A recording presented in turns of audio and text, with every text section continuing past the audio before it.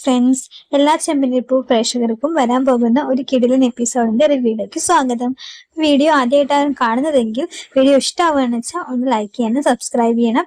അപ്പൊ നമുക്ക് തുടങ്ങിയാലോ. ഈ എപ്പിസോഡൊക്കെ ആകുമ്പോഴേക്കും ചന്ദ്രമതി ഒരു ഡാൻസ് സ്കൂളൊക്കെ സ്റ്റാർട്ട് ചെയ്യുന്നുണ്ട്. ചന്ദ്രമതിയും ബാമയും കൂടിയിട്ടാണ് അത് സ്റ്റാർട്ട് ചെയ്യുന്നത്. അത് ഒരുവിധമൊക്കെ നല്ല രീതിക്ക് പോകുന്നൊരു ഡാൻസ് സ്കൂൾ ആവട്ടോ. അപ്പൊ അവിടുത്തെ ഒരു കുട്ടി ഒരു ദിവസം രാവിലെ ഡാൻസ് നടന്നുകൊണ്ടിരിക്കുമ്പോൾ ആ ഡാൻസ് പ്രാക്ടീസ് നടന്നുകൊണ്ടിരിക്കുമ്പോൾ ഒരു പെൺകുട്ടി തല ചുറ്റി വീഴാണ് കേട്ടോ. പെൺകുട്ടി എന്ന് പറയുമ്പോൾ ഒരു 20 വയസ്സ് 19-18 വയസ്സൊക്കെ ആയ ഒരു പെൺകുട്ടിയാണ്. തല ചുറ്റി വീഴാണ്. എന്നിട്ട് ഇവര് ഡോക്ടറെയൊക്കെ വിളിച്ച് ചെക്കപ്പ് ചെയ്ത് നോക്കുമ്പോൾ ചന്ദ്രമതിയോട് ചോദിക്കുന്നുണ്ട്, ഇത് നിങ്ങളുടെ ആരാന്ന് ചോദിക്കുമ്പോ മകളാണോ ചോദിക്കുമ്പോ ഈ മകളൊന്നല്ല, ഇവൾ ഡാൻസ് പഠിക്കാൻ വരുന്ന കുട്ടിയാണ്, പക്ഷെ ഞാൻ അവൾക്ക് അമ്മയെ പോലെ തന്നെയാണ് എന്ന് പറയാൻ കേട്ടോ. അപ്പൊ ഡോക്ടർ പറയുന്നുണ്ട്, നിങ്ങളാ അപ്പൊ കൺഗ്രാറ്റുലേഷൻ, നിങ്ങളൊരു മുത്തശ്ശി ആവാൻ പോവാണ് എന്ന് പറയാൻ കേട്ടോ. അപ്പൊ എന്ത് ചോദിക്കുമ്പോ ആ കുട്ടി പ്രഗ്നന്റ് ആണ്, 3 ആഴ്ചയായി, കുഞ്ഞിന്റെ പ്രായം 3 ആഴ്ചയായിട്ടുള്ളൂ, കുട്ടി പ്രഗ്നന്റ് ആണെന്ന് പറഞ്ഞിട്ട് ഡോക്ടർ പോവാനുണ്ടോ. അപ്പൊ ഇവര് ആകെ ഞെട്ടാണ്. കാരണം പഠിക്കാൻ വരുന്ന ഒരു കുട്ടിയാണ്, അവിടെ ഡാൻസ് പഠിക്കാൻ വരുന്ന ഒരു കുട്ടിയാണ്, കല്യാണം ഒന്നും കഴിഞ്ഞിട്ടില്ലാത്തൊരു കുട്ടിയാണ്, പ്രഗ്നന്റ് ആണെന്ന് പറയുമ്പോൾ ഇവരാകെ ഞെട്ടാണ് കേട്ടോ. ഇപ്പൊ ഉത്തരവാദി അവിടെ തന്നെ ഡാൻസ് പഠിക്കാൻ വരുന്ന ഒരു പയ്യനാണ് കേട്ടോ.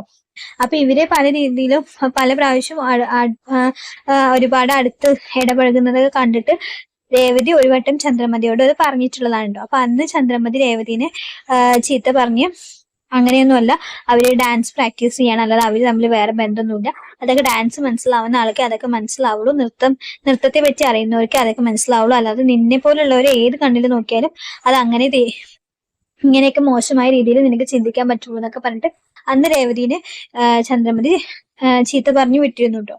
ഇന്നിപ്പോ ചന്ദ്രമതിക്ക് ഇതേ അവസ്ഥ വരുമ്പോ ചന്ദ്രമതിക്ക് ഒന്നും പറയാൻ പറ്റില്ല. ഇത് കേട്ട വാതി ചന്ദ്രമതി കുഴഞ്ഞു വീഴാണ് കേട്ടോ, ബോധം കെട്ട് വീഴാണ്.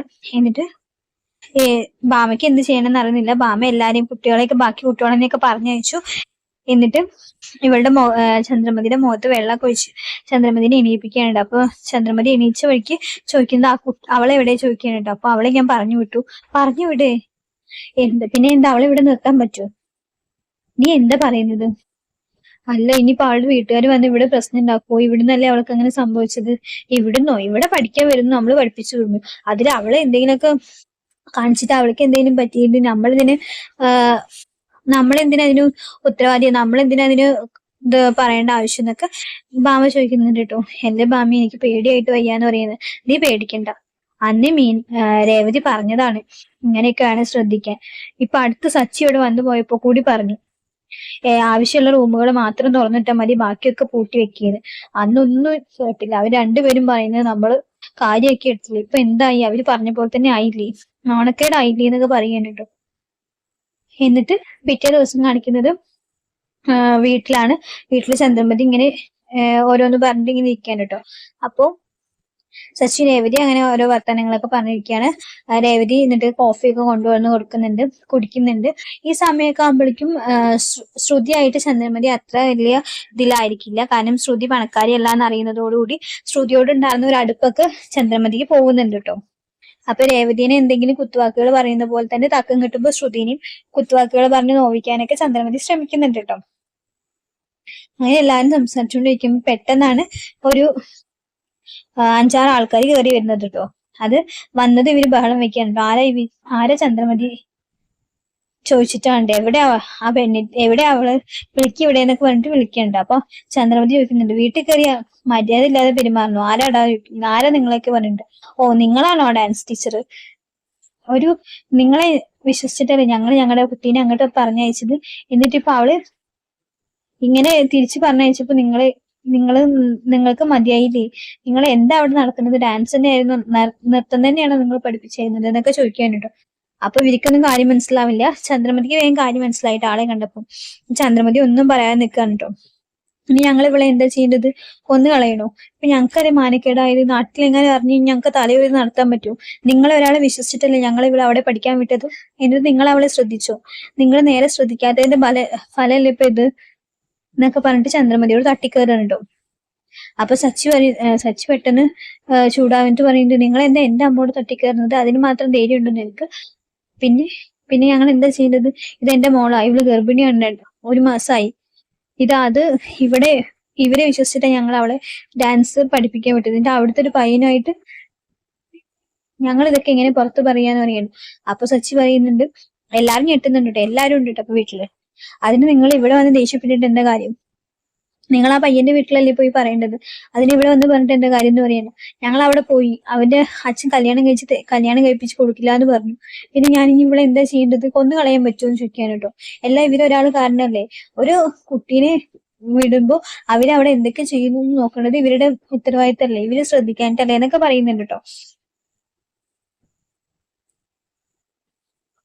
എന്നിട്ട് ഇവര് സംസാരിച്ചുകൊണ്ടിരിക്കും, പെട്ടെന്ന് ഒരു സ്ത്രീ അതിന്റെ ഇടയിൽ കയറി വന്നിട്ട് ചന്ദ്രമതിനെ അടിക്കാൻ കൈ ഓങ്ങുന്നുണ്ട് കേട്ടോ. ഇത് കണ്ടതും രേവതി വേഗം പോയി കൈ പിടിച്ചിട്ട് പറയുകയാണ്, എന്താ സംസാരിച്ചുകൊണ്ടിരിക്കുമ്പോ അതിന്റെ ഇടയിൽ നിങ്ങൾ കൈ ഓങ്ങുന്നത്? ഞങ്ങളുടെ അമ്മേനെ തൊടാൻ മാത്രം ധൈര്യം ഉണ്ടോ നിനക്ക് എന്ന് ചോദിക്കാൻ കേട്ടോ. ഇത് കേട്ടിട്ട് ചന്ദ്രമതി ആകെ പേടിച്ച് നിൽക്കാനുണ്ട് ചന്ദ്രമതിക്ക്. അപ്പം ബാക്കി എല്ലാരും നിൽക്കുമ്പോഴും ഇവർക്ക് വേണ്ടി, ചന്ദ്രമതിക്ക് വേണ്ടി സംസാരിക്കുന്നത് സച്ചിൻ രേവതി മാത്രമാണ് കേട്ടോ. നിങ്ങളുടെ മകൾ എന്തെങ്കിലുമൊക്കെ തെറ്റ് ചെയ്തു, നിങ്ങളുടെ മകള് നേരെ ഇല്ലാതെ നേരെ നടക്കാതെ അവൾക്കറിയില്ലേ, ഇത്ര വയസ്സായില്ലേ, അവള് ബോധം അന്തോ ഇല്ലാതെ എന്തെങ്കിലും കാട്ടിക്കൂട്ടിട്ട് എന്തെങ്കിലും പറ്റിയതിന് ഞങ്ങളുടെ അമ്മേനെ പറഞ്ഞിട്ട് എന്താ കാര്യം? അവള് പഠിക്കാൻ വന്നു, അവളെ പഠിപ്പിച്ചു വിടുന്നു, അത്ര മാത്രമേ ഞങ്ങളുടെ അമ്മയ്ക്കുള്ള ഉത്തരവാദിത്തമുള്ളൂ. പിന്നീട് അവൾക്ക് എന്ത് സംഭവിക്കുന്നു എന്നുള്ളത് ഞങ്ങളുടെ ഇതിൽ വരുന്ന കാര്യങ്ങളല്ല എന്ന് പറയാൻ കേട്ടോ.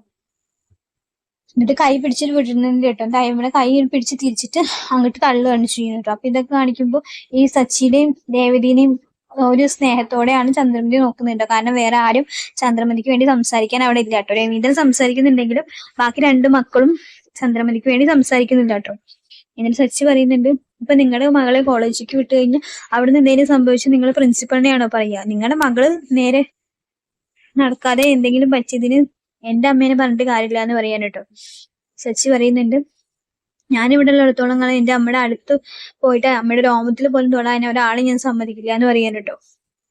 അപ്പൊ പിന്നെ ഞങ്ങൾ എന്താ ചെയ്യേണ്ടതെന്ന് വന്നവർ ചോദിക്കുന്നുണ്ട് കേട്ടോ. എന്തായാലും ഇതിന്റെ ഒരു പരിഹാരം ഞാൻ ഉണ്ടാക്കി തരാം. ഞാൻ ആ പയ്യന്റെ വീട്ടുകാരോട് സംസാരിക്കട്ടെ, അതുവരെ നിങ്ങളൊന്ന് ഒതുങ്ങ്, എന്നിട്ട് നമുക്ക് ബാക്കി നോക്കാന്ന് പറഞ്ഞിട്ട് സച്ചി അവരെ സമാധാനിപ്പിച്ച് വിടുന്നുണ്ട് കേട്ടോ. അപ്പൊ സച്ചിക്ക് രേവതിക്ക് തന്നോടുള്ള സ്നേഹമൊക്കെ ചന്ദ്രമതിക്ക് മനസ്സിലാവുന്നുണ്ട് കേട്ടോ ആ ഒരു സിറ്റുവേഷനിൽ. എന്നിട്ട് ചന്ദ്രമതിയാണ് ആകെ ടെൻഷൻ അടിച്ചിരിക്കാൻ കേട്ടോ, കയ്യും കാലൊക്കെ വരച്ചിട്ട്. അപ്പൊ ഈ സമയത്ത് ഇങ്ങനെ വെള്ളമൊക്കെ രേവതി കൊണ്ടു കൊടുക്കുന്നുണ്ട്. എന്നിട്ട് രേവതി കുറച്ച് ഒതുങ്ങിയപ്പോ ചന്ദ്രമതി പറയുന്നുണ്ട്, രവീന്ദ്രനോട് പറയുന്നുണ്ട്, രവിയേട്ടാ സച്ചിയോട് ഒന്നിലും ഇടപെടണ്ട പറയും, അവൻ എനിക്ക് വേണ്ടി ഒന്നും ചെയ്തു തരണ്ടെന്ന് പറയാൻ കേട്ടോ. അപ്പൊ പിന്നെ ആര് ചെയ്യും? അത് ശ്രുതി ചെയ്തോളും. എന്നിട്ട് ശ്രുതിയോട് പറയുന്നു, ശ്രുതി നീ എന്താ വേണ്ടത് വെച്ച് വേണ്ട പോലെ ചെയ്യുന്നു പറയാൻ കേട്ടോ. അപ്പൊ ശ്രുതി പറയുന്നുണ്ട്, ആദ്യം നമുക്കൊരു ലോയറെ കാണാൻ പറയുന്നുണ്ട് കേട്ടോ.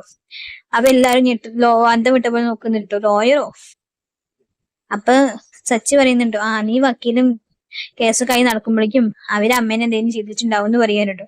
വർഷം അതുപോലെ പറയുന്നുണ്ട് കേട്ടോ. അപ്പൊ ചന്ദ്രമതിക്ക് പേടിയാവുന്നുണ്ട് കേട്ടോ.